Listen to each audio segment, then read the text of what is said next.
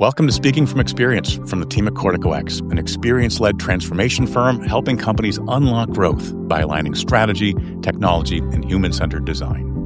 I'm Len Devanna. In this series, I sit down with leaders who don't just talk about experiences, they've built them, they've led them, and they've learned from them. These are the real stories behind great experiences. If you like what you hear, please follow the show, leave a review, and check out the show notes to learn more about CorticoX. Let's cue the jingle and start the show.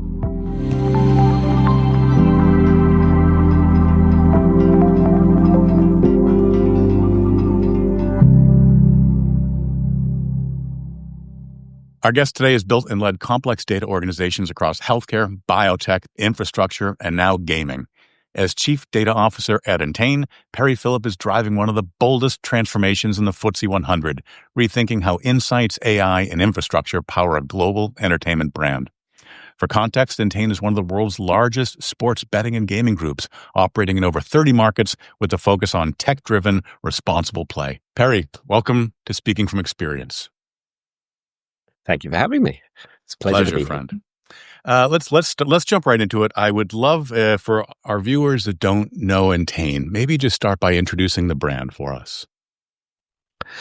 Yeah, Entain is one of those non-household names, which but a lot of our brands and our labels that are part of the business will have been heard of around the world. So in the UK and Ireland, there are brands like Ladbrokes and Coral. Across Europe, it's other brands like bwin. In the US, BetMGM is a joint venture that we have with MGM. And effectively, our main products are entertainment via sports betting and gaming, mostly on apps and websites. But we also have retail stores, several thousand of them across the globe as well. And I believe it's a large organization, 30,000 team members strong, if memory serves. High compliance, 24/7 business. You are the chief data officer there. In an environment like that, where data touches trust and regulation and real-time engagement 24/7, how do you stay focused and effective at scale? I think that's always the challenge, isn't it? Well, yeah, we operate everywhere around the globe that's regulated. So we've made the decision that we're going to be one of the only operators only focused on regulated markets. We're not going to be in grey markets or anywhere that's unregulated. But that still means that we are everywhere across the globe, from Australia all the way through to US and Europe in the middle, which does mean that we're sort of a 24/7 business in a highly regulated environment. And every one of those jurisdictions has slightly different or somewhat quite different regulations, and but player safety is at the heart of what we do, because if we're not taking that seriously and that's not delivered in our products and our experiences, then ultimately we don't get to do business in those jurisdictions. So that's our sort of number one concern, and obviously the commercials follow that. There have to be huge technology implications. And I'm thinking about the various regulations by market. I'm thinking about the technology implications of 24/7 on a global scale. And I'm thinking about the employee education/activation just to ensure compliance. What does that look like on the employee side? I guess is super interesting to me. Is that something you have your hands in? So the data team that I lead is around a 300-person strong team that's there to support the global business, including all of our markets and BetMGM in the US. Even as a joint venture, we are sort of heavily involved with everything to do with data with them. Now we have market-specific teams who ultimately are there to pick up on that sort of those market-specific differences and the experience that needs to be delivered in those local markets. But ultimately, they're all supported by me and my team, and I'll give credit to the team because they're the ones doing all the real hard work.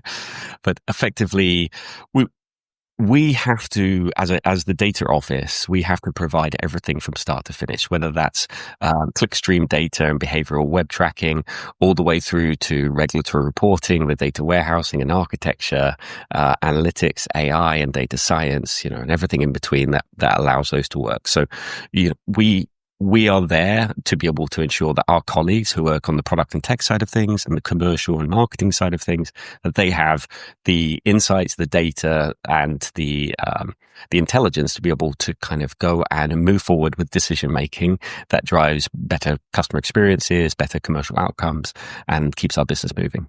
Brilliant.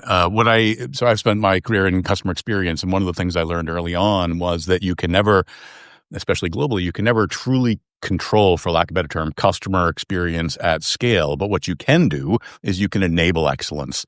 So am I right to think about your team as an enablement function that helps establish the best practices, the strategy, education, and deploy that to a global audience of 30,000 team members to ensure that success? Yeah, I definitely, you'd probably say it more eloquently than I can. Certainly agree with that. I think that, so someone once described, I think it was the chief product and technology officer at Entain, they described the data team as sort of building an environment for growth. And that's, we obviously have, beyond just the employee safety side of things, there's all kinds of regulatory, controls that we need to abide by, whether it's GDPR and other privacy related regulations, all the way through to anything a normal large scale business has to deal with in their local environments. But realistically, what I really want to focus on is how do we monetize our data and those capabilities. And it doesn't necessarily mean that I'm a P&L holder and I'm responsible for all of the value and the growth within the business. But it's my duty to be able to allow our colleagues the ability to go off and do their jobs in the most effective manner. And that could be through accessing, large language models and be able to ensure that they've got the right type of chatbot and that experience that brings to the customers in terms of, resolving their issues or, speeding up their time to be able to play a game, through to the actual, business intelligence reporting. But the way I see it is that we are a foundational pillar that underpins huge amounts of the business. Yeah, I love the word foundational, and I was just thinking data is the foundation, or certainly a core foundation for exceptional experiences, full stop. So I just can't even wrap my arms around doing that in such a complex environment / market. So I applaud you and the team because I think about the agility that it takes to keep up with changing privacy laws, as example, if not weekly. That's quite amazing. Maybe let's talk about the CDO role. What do you see the biggest gaps in how organizations define, or maybe even misdefine, the role? I guess my background is not as a purebred technologist. I've held roles like chief operating officer. I've done a lot of large scale program management and business turnarounds in the past. So I'm sort of a slightly a different mold, I guess, from the more typical technical background. And I think one of the challenges, and of course I would say this being slightly less technical than maybe the day-to-day CDO, but I think we do over-index on the technologist side of the equation. The way that I like to describe it is that being a chief data officer, or any title that's equivalent, effectively you're like a technical chief operating officer or a digital chief operating officer. The reason is, as a chief operating officer, you have to know all of the workings of the business. You have to understand how functions operate and collectively work together. But more importantly, you need to know what matters to them and how to make them more effective for the greater good of the organization. The data team have to know exactly the same. We have to know what are the the taxation rules associated for the finance team, and what are the reporting rules for those same teams. We all need to understand marketing and attribution. We need to understand product metrics and customer experience. And I can go on and on and on. But we need to know, frankly, everyone's business to a healthy degree. Now, granted, it's probably know enough just to be dangerous. We don't have to. We certainly are not trying to do people's jobs for them, nor should we. But if you don't have that appreciation of the cross-functional, desires, capabilities, and needs, then you're not really going to be able to service them in the effective way. And so that's the way I approach it. Is we're a partner to every other function in the business, and if we're doing our jobs correctly and we're delivering, then those other functions should be able to be more effective. They should be more streamlined, and they should be happy consumers of the data products that I'm providing. Yeah, brilliantly said. It's not only, to use the earlier point, it's not only enablement across your team, but enablement across functions. You need to be a generalist. You need to effectively enable the marketing folks, the experience folks, the sales folks. You need to understand their business enough. I absolutely love that. So it's less a generalist role, more of a broad generalist understanding, as well as a deep understanding of the data side of the house. Yeah, I couldn't have said it better. Brilliant, brilliant. I've heard you talk about the Data Academy, which, as I understand, and I don't want to try and do it justice, but it's a company-wide initiative that really helps educate, as I understand, and enable. Can you talk a little bit about the inspiration behind the Data Academy and the impact that it's had so far across the business? Yeah, I think the Data Academy is effectively born out of my thought process, which is that we're not a technology team or purely a technology team. Technology is an enabler of what we do, but at the end of the day, that will only go so far. And you can provide people all of the data, all the technology in the world, but if they're not at the level of fluency where they can really get the most out of it, then frankly, it's a massive cost overhead without the beneficial outcomes. So from my perspective, it's not to say that people are illiterate and that we need to ultimately go and, brainwash them into data practices and understand data stewards and data governance and all these other different elements. It's more about giving people the opportunity where they want to be able to upskill and learn with content that's relevant to them in their job and ideally relevant to Entain as well. So the Data Academy was founded with several different legs to it. We have local kind of delivery capabilities. So, for instance, in the UK, there's a government program, and it's called the Apprenticeships Program, which effectively allows you to, secure funding to be able to train people in the UK on data skills and other technical skills. So we've put members of our teams through 2-year programs in data apprenticeships. But separately, we've also curated learning pathways for our software developers. We're doing the same for the customer service teams. And this is sort of an open invitation across those 30,000 colleagues to be able to upskill across various different capabilities, whether that is Excel and Power BI, or whether it's going all the way through to be able to learn more about machine learning and data science. But the idea is it's meant to be practical. It's meant to be applicable to what people are doing in their roles. As I say, it's not meant to be brainwashing. We just want to contextualize things. So if you're thinking about it as an experience, like I want our customer service agents, for instance, to be able to understand how their work impacts the sort of retention metrics that we have as a business, because retention is really key. The content within the Data Academy is tailored to be able to educate both on the technical capabilities, but also the business understanding of the downstream impact of their work. I absolutely love the way you approach that. It's sort of a two-way street. There is, if I put my marketing hat on, I'll simple metrics. I might think about cost per click. These are sort of down and dirty marketing metrics. But if I'm looking at them in a silo or through a lens of marketing, and I'm not thinking about those marketing KPIs in the broader context or what the implications of the data I create, how that works upstream, and how that helps fuel an exceptional customer experience, I'm going to get it wrong. Yes. Yeah, for sure. And look, everything we do within the entertainment industry, specifically in gaming and sports betting, there's a lot of competition out there. And so customer experience is extremely important to what we do. We have a dedicated pillar within our products and technology function that is entirely focused on customer experience. And obviously my team work heavily with them at every step of the way, whether it comes down to, behavioral clickstream data tracking or all the way through to the data science analytics for personalization.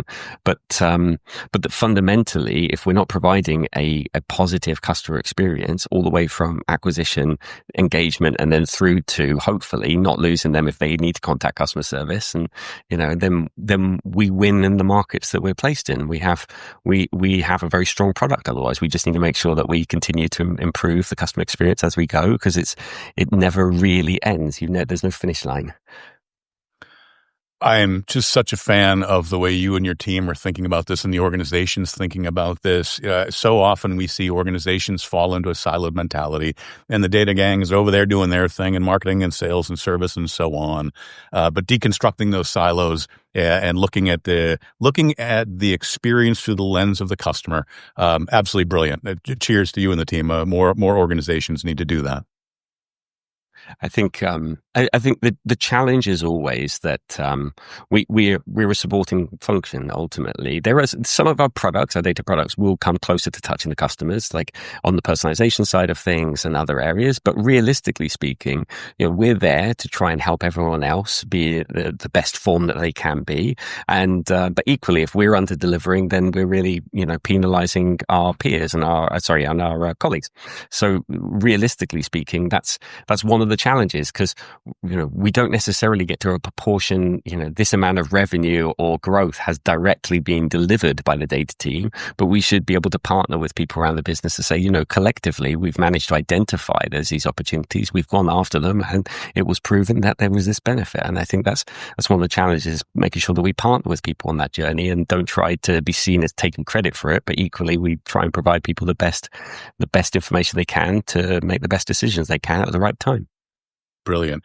Any guidance for our audience around what it takes, or what are some non-negotiables to make that kind of transformation you're talking about sticky inside the organization? Non-negotiable is always trust. I think in my world specifically, trust is born. There's always complaints over data quality, and the truth is, data quality is defined by every individual very much differently. You can go to a data team member and they're going to talk about one angle, and you're going to go to a marketing or someone in customer service, and they're going to talk about a completely different angle on terms of data quality. But that is the fundamental building block for trust in my team. And so the best way to be able to kind of attack this from both angles is, you need to build trust with the people that you're trying to support. They need to be able to trust that you are trying your best, but also that you understand what it is that they need to be successful. And then you also need to have a certain dose of delivery to show that you're actually going to deliver. It's not just, it's not just words. There's actually actions behind it. But if you can build that trust, both through delivery and also through partnership, then I think that the rest gets a lot easier.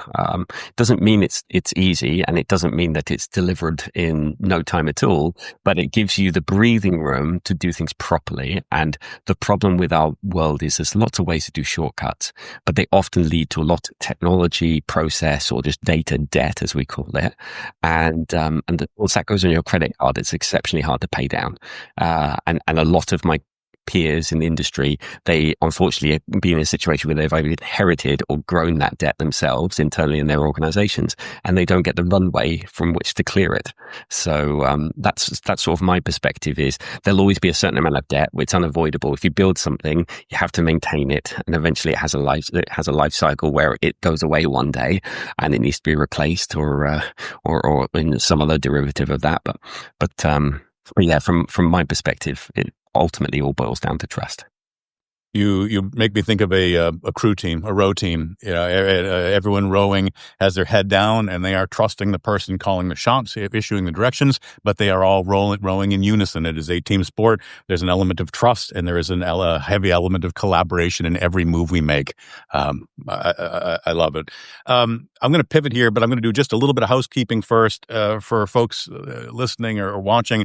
We have conversations like this with folks like Perry every couple of weeks. If you're enjoying what you're hearing today, please do like the show, drop a subscribe if you would, or leave a comment to let us know we're doing right. It just helps us understand what's resonating and where we take the show to ensure that we're bringing more and more insights to you all as best we can.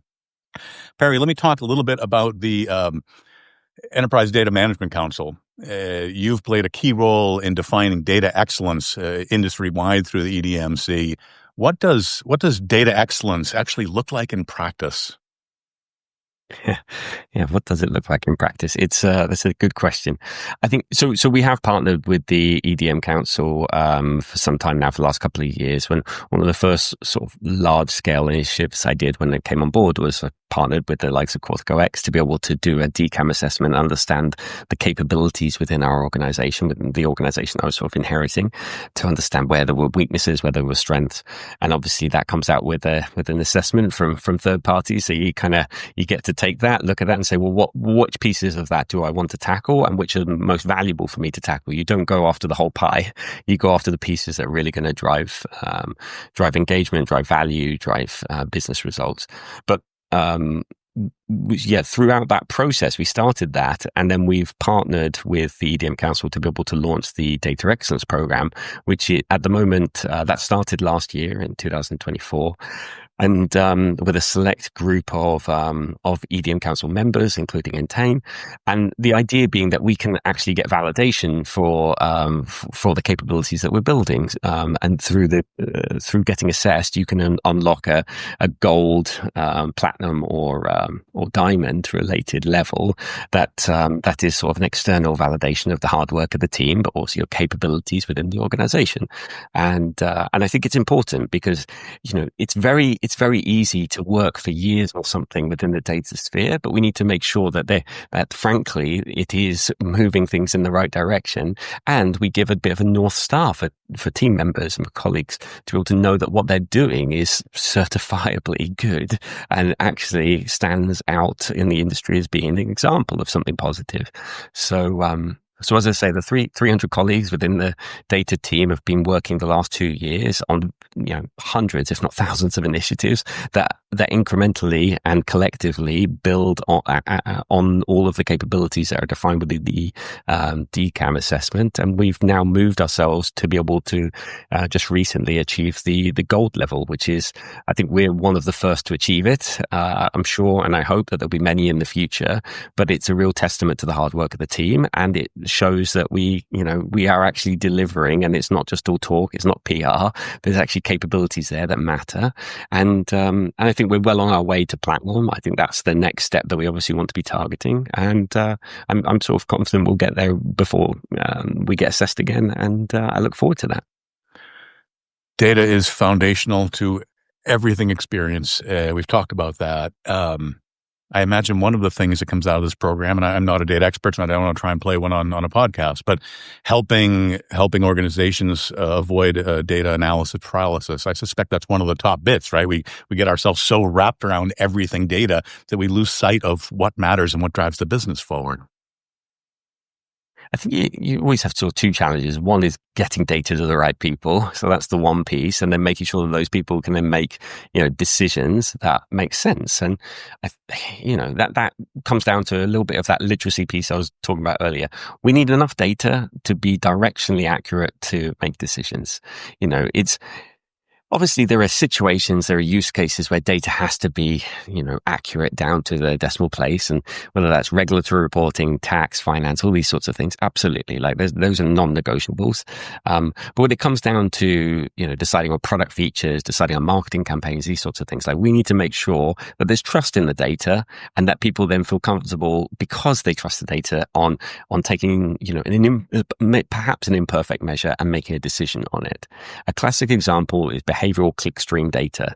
Depending on what device and all these other aspects, you will not get 100% collection on it. You need to be happy that it's 90% accurate, and assuming that's the case, then you make decisions off it. And millions of people in marketing and product functions around the globe make decisions every day on the basis of that data, and we just need to make sure that there's an understanding of what it is and what it is not, and that it's directionally appropriate and it's measuring the right information that matters to be able to make that decision.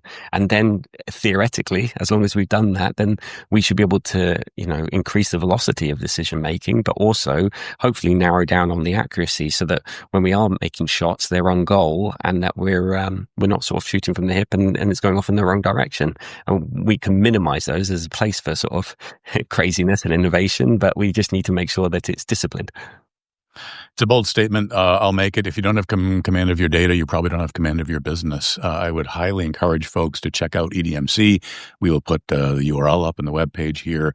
Perry, I'm going to ask a question. You may have just answered it, but I want to see, for folks listening who are looking at their data and all they see is a tsunami, is there a single piece of advice you'd give them to help start navigating in the right direction?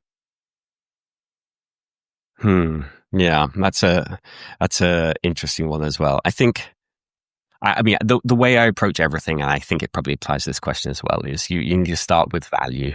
You need to figure out what is the most valuable piece of information, KPI, metric, whatever it might be for you and the company or the organization that you're supporting, and then you work backwards from there, all the way down to eventually getting to the technology. I think time and time again, there's a lot of technology organizations out there who are sort of venture-backed technology organizations with large marketing budgets. And they are trying to make sure that you think that their product that they're selling for a unique use case is the most relevant one, and it is an undeniable thing that you need for your business. And the truth is there's lots of noise, and it could be considered hype even at times, especially with the AI kind of world that we live in now. I think that we can't always approach it that technology is the solution. If we haven't solved for that value question, we've then plugged it with the right people, then we have some form of light governance and process around it. I don't want it to be death by process and paperwork, but there needs to be a little bit of governance and process around it. Then technology just almost becomes the decision. It kind of answers itself most of the time, where you've narrowed it. And then, to be honest with you, that speeds everything up as well and de-risks things. The biggest challenge is trying to force a tool or a system into a shape it was never designed to be. And we've seen time and time again, large scale transformations and migrations fall over, principally because they probably weren't the right answer in the first place.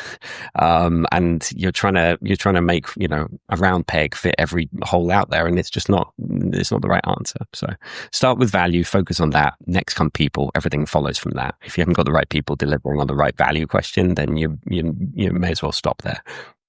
It's interesting. You talk about the value of data, and it's clear in our conversation so far that there's a commercial edge in everything that you do, everything you think about. How do you balance ambition with business value at every step? I mean, I think they're sort of intrinsically linked. If to be honest with you, like if you can demonstrate value, and that allows you to put together business cases to be able to go and whatever it might be, go after and do a prototype on something, build a team, deliver the technology choice that solves for something, all of these different aspects, or even down to partnering with external organizations to drive, better outcomes. I think if you can do that, then typically you find that tends to either mold or it fits your ambition. If you have such ambitions to be able to grow, develop, learn. So yeah, I'm not sure that they're necessarily unlinked, but at the same time, you need to kind of be cognizant of what your ambitions are and whether they are going to be achievable in the world you're in. Like if your ambition is to become, the president of the United States, maybe going into a data role is not always going to be the right fit. It's not necessarily a clear linear path on that one. However, it just depends. As long as your ambitions are sort of tangentially linked some way to the work, the industry, the particular, profession that you're in within the data world, then I think there's a lot to be said for just driving it through value. And value doesn't always have to be, it doesn't always have to be revenue. It doesn't have to be margin necessarily. Those are obviously key for public listed companies like ourselves and pretty much any other company out there that wants to survive.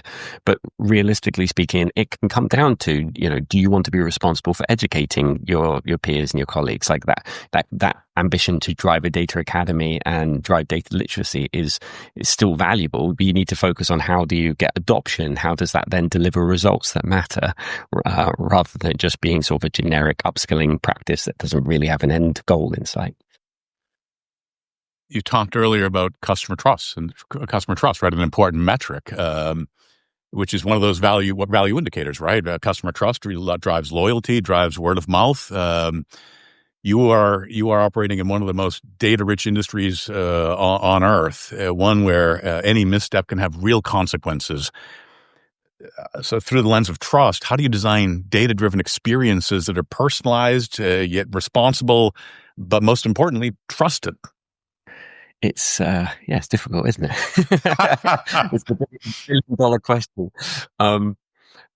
Look, I think that there's still a ways to go. Like, I don't think this is a journey that ever really ends. And I think customer expectations, our competitive environment, and even our own capabilities are ever shifting. I have a tagline, and I give out badges if I got one here, but every one in my team gets one of these never really finished club badges. And And we have sort of other merch, I guess, associated with that. But the way I look at it is we it's a bit tongue in cheek saying it's not to say we never finish anything. Clearly we do. It's a case of the journey's never finished. We constantly need to keep evolving, and we need to keep sort of an open mind that maybe when we started on the journey, it was the right answer, but at some point we might actually have to pivot and change because for whatever reason, the conditions around us are different. I think for our industry and specifically for Entain, I think player trust is really important because that has a massive impact on retention, which is a key metric for us. If we lose customers, then they're going to go to one of our competitors, and stickiness is challenging in this market when you have products that are very similar at times. So I think we need to make sure that we focus on that trust. And for us, trust can be something as simple as we're custodians of people's money. Effectively, they are choosing to deposit money with us, play games, get entertainment value, and then ultimately withdraw their money. So we need to make sure that is as frictionless as possible. If we introduce any friction or slowness into that, then you can imagine how it feels. It's your money. It's there in your wallet. You want to be able to withdraw it. That needs to happen. And if we compromise on that being one example of where we could compromise, then we lose the trust of the customer, and it's hard to regain. So I think that we're always on a never-ending journey on this piece. From my perspective, I joined Entain from doing life sciences prior to this, actually, for a number of years, and principally because it's another regulated market. Safety is a key factor, and that was one of the reasons why I decided to come here and join Entain, was because player safety is really important. It is literally the only reason we are able to operate in markets is if we take it seriously. And just taking players' safety seriously does not mean that we have to compromise on sort of commercial outcomes either. We can still make a profit. People can enjoy the entertainment value of our products, and it doesn't mean that there has to be any compromise on safety. So I think we'll always strive for better. We can always strive, and the regulators will also push us to always, up our game. And that's a good environment to be in, to be honest, because it's a good challenge and one that I really enjoy, and I think the rest of the team do as well. I'm at the risk of making you uncomfortable for a moment. I just want to pause. Even if you're not a data professional listening to this, there's just so much we can take away from this. First and foremost, we've touched on these points, but breaking down the silos and helping organizations understand the role. I don't care if you're in data or legal or marketing or even HR. Just, hey, we are not a function. We are together a seamless integrated team, and we are stronger together. And when we understand one another's business, we go to market much better. We serve our customers much better. Regardless of the function you're in, Perry's just painting great examples of that breakdown of silos and cross-functional understanding. Atop that, I'll applaud your storytelling. Even the badge you put up a moment ago, you might shudder at the term, but that's effectively, it's gamifying knowledge and the function inside the business. Maybe that's the wrong term, but it is using narrative to help everyone understand how very important data is. It doesn't matter what function you're in. And again, these are, I think, lessons we can borrow from you, Perry, that should inspire anyone regardless of function. So thank you for sharing. Yeah, thank you. It's very kind words. I think I'm very lucky. I'm deeply fortunate because I'm in an industry that has to value data. I'm sure my product colleagues will hate me saying this, but I like to think of our product as statistics with an entertainment wrapper. Ultimately, we're selling sports odds and gaming. Data is fundamental. Before computers existed, this industry still existed, albeit it was highly manual, but it was data driven, and it will continue to be data driven forevermore. We don't sell widgets. So I think for me, it means that I probably have at times probably an easier run than some of my peers in the industry who maybe, they're companies that are producing widgets and maybe data isn't quite as intuitive. But for me, that was one of the sort of the fun aspects as well, is it's not always easy. There's always more work to do, but at the same time, you can really make an impact. So tell me if this is a naive perspective for those industries where data is not necessarily important. And for people trying to fight that headwind in those worlds, I suspect that's where they could borrow the notion of storytelling. What is the power of data? What is the power if we harness it and bring it to market properly? Would you agree? I think that's a massive part of everything, to be honest with you, because it doesn't matter if you feel like you've got a statistical model that clearly shows you do X, it will result in Y, and you can forecast the future perfectly. Unless you can sell that internally as a story, as a narrative. I mean, firstly, you won't get funding for it, you won't get resources, you won't be able to move things forward. But at the same time, like if your idea is fundamentally doesn't have a story around it, then how are you going to explain that to customers and the people that you're trying to serve? We've seen time and time again that good products can ultimately fall flat if they don't have the right storytelling. And sometimes that's branding and marketing. Sometimes it's others, but right storytelling around it. And I think these days it's hard to find companies that are against data or trying to avoid using data. I think a lot of the time it can come down to the storytelling, so that they can ultimately get the right investment to be able to go and do it properly. And let's be honest, there's a history of people going and doing these large big data type programs, even in small organizations, and the costs going wild. And next thing you know, that's a 5-year memory in the organization that whoever comes through the door later has to overcome. And and that's a hard thing to overcome unless you have a good narrative and a good story.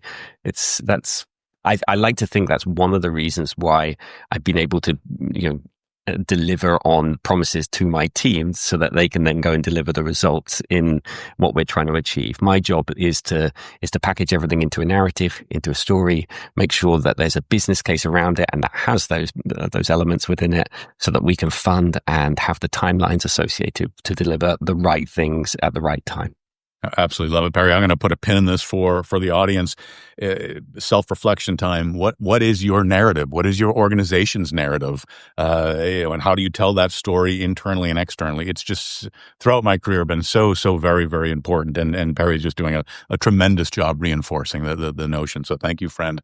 Let me pivot a little bit. I want to talk about you and your journey. You've led teams across continents, both physically and virtually, in markets from biotech to gaming to infrastructure. How does that multicultural global leadership experience shaped the way you build trust and you lead transformation today? How has it? I think, look, I'm quite a patient person. I like to think I'm quite open-minded as well. So I think that's always a really good starting point. But when you're working across borders, across different cultures, across different disciplines as well, like I'd like to think one of my biggest challenges is the multidisciplinary sort of work that I've done over time and having to learn everything from clinical regulations all the way through to delivering large scale programs in the tech world to where I am today. I think, realistically speaking, the ability to keep an open mind, to be able to, have a ferocious kind of interest in learning, and focusing on people. I mean, the only reason I am here today doing the job I'm doing is because of the work of, probably over the course of my career, like thousands of people who supported me, whether they knew it or not, because they were supporting on the programs that I was trying to deliver, or the initiatives I was trying to deliver, the mentors that I've had along the way, of which there have been countless. And some people might not even recognize that they were a mentor of mine in a particular domain, but they were, because I was sort of learning from them. And I think that's really the key aspect here is if you're going across regions, whether that's virtually or physically, like I have, if you don't try to get to know the people and perhaps some of the sort of the cultural elements, doesn't necessarily mean you need to learn the language, albeit I've tried and I am terrible and I've butchered many a different language. I think that being able to get to know the people and spend time with them is where you're going to be your most productive. You'll unlock the most out of those relationships, and then that drives results. Honestly, I mean, you can have the best technical people around you, and you will get so far, but eventually, you actually need to get to know one another and be able to build on that knowledge. So, that would be the best way I can surmise it, anyway. No, it's brilliant. There's a bit I take out of that. There's a touch of humility, which some lack. There's a sense of I'm not the main character here. It's my journey, but I may not be the main character. And perhaps most important to me is just an appreciation to those who have shaped and influenced your journey. That is to me key signs of a humble leader, friend. And I don't mean to embarrass you at all, but I love it.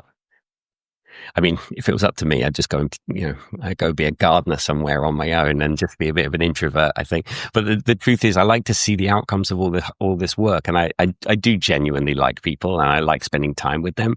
But at the same time, I'm somewhat introverted myself. Like I can't be around people 24/7 either. And I'm certainly not the type of person who wants to take credit for everyone's work. I've had the benefit of the halo effect, though. We have to admit that. Like I have got here because I've managed to arrange the right people at the right time to do the right jobs. That's really where I think one of my key strengths is. If I were to praise anything about me, is I think I can figure out people and I can figure out what they're good and what they're maybe not so good at to be able to position them to be successful. And most of the time it works. Doesn't always, there's no perfect form. Fellow introvert here, but I share your mindset that we are smarter and we are stronger together. Full stop. Perry, I've heard you say that data is not just ones and zeros. It's about the relationships that hold organizations together. So let's pull that people first mindset through. How does that help shape the way that you lead in your role as a data leader? 100%. I think from my perspective, the best thing to do is to try and give people a really clear definition of what does good look like, what does success look like. Give them the clearest definition that you can of what their role entails and what you expect from them within that role. And then try and get out of their way and give them the tools, give them the resources. Usually, let's be honest, it's money. Like budget drives everything, whether it drives your headcount, your investments, all these different elements. So trying to be able to storytell, as we mentioned, around the business cases to be able to go and move in the right direction. And always value is the key message around that.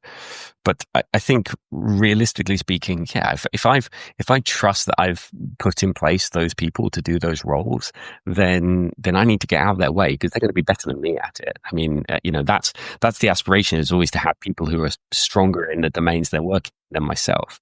So that's my main focus. Like, get out of the way as much as possible, and when needed, be there as well to be brought in to solve for XYZ as challenges and problems occur. But certainly, micromanagement is not something within my ethos. Albeit, sometimes there is stuff I love to understand more, and I want to know the DNA of how these analytical and AI-driven things occur. So for me, that's one of the areas where you have to know when to dive into something and try not to create anxiety within the team either. That, oh, wait a second, Perry's coming on board and he really wants to know about XYZ. It's because of my curiosity. It's not because I'm trying to fact check whether they're capable or whether they're delivering on time, things like that. But realistically speaking, it's if you focus on the people and management and leadership teams that you're putting in place and that they fit the culture that you're trying to build and that it's a cohesive culture, then I think you can, the rest kind of tends to fall into place, and you just have to step in then to support or sometimes be a shield when needed, because there's all kinds of different variables out there you can't plan for. Through no surprise, I thought I was walking into a conversation about data today, but in fact, I've walked into a conversation about data and leadership, and I appreciate that very much, Perry. Just a couple of things, and I'll wrap us up here quickly, but just 4 themes that stick out to me from this conversation: empowerment, enablement, the power of storytelling and developing that narrative. And then, perhaps most importantly, and I realize none of these touch necessarily data, but humility. And I just really appreciate those pillars, if you will, that we've pulled through this entire that you've pulled through this entire conversation. So thank you for that. Let me get us over the finish line. I like to close with what we call the Fast Five. These are, think of this as speed dating. We go fast through a couple of questions. So, can you share a book, or do you have a book that's changed the way you lead? It's probably behind me, actually. I think one of the ones I would recommend to my mentees is Mindset. I enjoy reading about growth mindsets and the difference between that and fixed mindset. And I think, that one, albeit I think to some parts of it I was already doing subconsciously, I think it was really good to see it written down and realize, oh, wait a second, there are still ways you can strengthen it. And that's, Mindset is probably one of the books I recommend to most people. Very good. What's the most underrated skill in a data leader? The ability to say no. I think that's the challenge. We all say, it's a common fault, and I'm probably guilty of it at times, but the ability to say no, but still remain collaborative, like that's the key. That little piece at the end is really important. Some people find saying no really easy, but you still need to, you need no, but I can do this, or we can get to it, and X, Y, Z, these sorts of things. You can still be a valuable partner, even if you say no. If someone only wants to partner with you because you always say yes and you take on more than you can achieve, then that's not a good partner. So you shouldn't be putting yourself into that situation. I love that. Is there a non-gaming brand that you admire for how they use data? I imagine there's quite a few. Yeah, I think. Well, the one that comes to mind straight away is Lego. I really enjoy Lego. I've got an R2-D2 over there, which my wife bought me. But so I'm a big kid at heart. But realistically speaking, beyond is the personal enjoyment of it. I think when you look at how they've managed to go sort of omni-channel and across all different forms of medium, and the partnerships that they've managed to drive now, and I know that some of that is driven by data and insights. They really have expanded. Like they're now doing partnerships with Nike and on all these other businesses and different types of digital assets as well as physical assets. So I think that, it's really impressive to see how that brand has grown beyond plastic bricks. It's a surprising answer, but as you paint the picture, it makes all the sense in the world. Totally get it. Is there a tech trend that you think is overhyped? I think there's always a case of timing on these things. So, I'll get crucified in a few years' time when it turns out to be the biggest thing ever. But no, look, everyone's trying to force fit agentic architectures and agentic XYZ into everything they do now. And it's like we've gone from big data to AI to agentic. And the truth is most organizations, most large organizations anyway, still haven't got a fundamental data right. Like they're still architecting correctly. They're still not able to generate the insights you'd expect. So I think to be able to go all today to a fully agentic world, like some, I would dare say marketing kind of aspirations are trying to sell, I think that's a bit of a push. I think there's going to be value in it, and this is the worst it will ever be. So I will caveat, I do think we'll get there where it's incredibly valuable and impactful. But right now, today, it's so overhyped, in my opinion. Shiny object syndrome. Yeah, 100%. What's one piece of advice you'd give a first-time CDO? Gosh, I'm negative now because I've already said ability to say no, but it's something I say to every one of my mentees, which is you need to learn to be selfish with your time. Like being selfish with your time is not a negative. It can be, but it doesn't have to be. And the truth is, I described earlier, being a CDO is like being a technical or a digital COO, Chief Operating Officer. And by virtue of that fact, that means that you're in everyone's business and they're in yours, and you have to know so much, and you have so many people who depend on you being successful. So with that in mind, you need to be able to look at, where's the best value? Where's the best partnerships? I mentioned earlier, like you don't want to be partnering with a partner who doesn't value you and doesn't respect you. So, learn to be selfish with your time. If you don't, you will be overwhelmed and you'll try to appease 10,000 different people, and it's just impossible. You're one person. Amazing discussion. We're so appreciative for your time. Before we close, is there anything you'd like to shine a light on? Maybe something you're working on, a theme you're passionate about, or just a topic that we've not talked about that deserves more attention? Oh, good question. Something that comes to mind only because I wear a hearing aid, albeit you can't see it because my hair's grown out a little bit. But I think, it's interesting because we talk about experience and a data point is a third of the UK, 1/3 have hearing loss, deafness or tinnitus. And when you think about that, that's a massive proportion and it must replicate across other countries. Now, of course, I'd say this because I have both hearing loss and tinnitus, so I'm sort of part of the community, but I'm part of that 1/3. I'm a statistic. But at the same time, when you think about it, that's a massive, massive audience.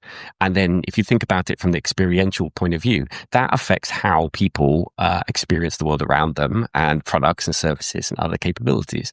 I think that actually, realistically speaking, if we're being honest, there's quite an underserved population. Now, granted, there are, different levels of hearing loss and whatnot, but at the same time, I think there's a tremendous opportunity there to be able to engage what is a fairly sort of quiet side of the market for a huge amount of products out there. So I guess I just flag it to anyone out there who's doing product development, marketing, any type of other business operations. Like there's a 1/3 of the world, population there potentially who are relatively untapped other than for very, very specific use cases. I would like to think that there's better experiences we can provide as someone in that community. Brilliant. Amazing conversation. Perry, thank you so much for sharing your wisdom, your insights, your lesson learned with us today. It's just, I took so much away from this. So thank you so very much for the gift of time and for sharing everything you have. Thank you. Thank you, Len. You're too kind. Thank you for your time. Thank you for the audience's time. And it's been my pleasure. Cheers.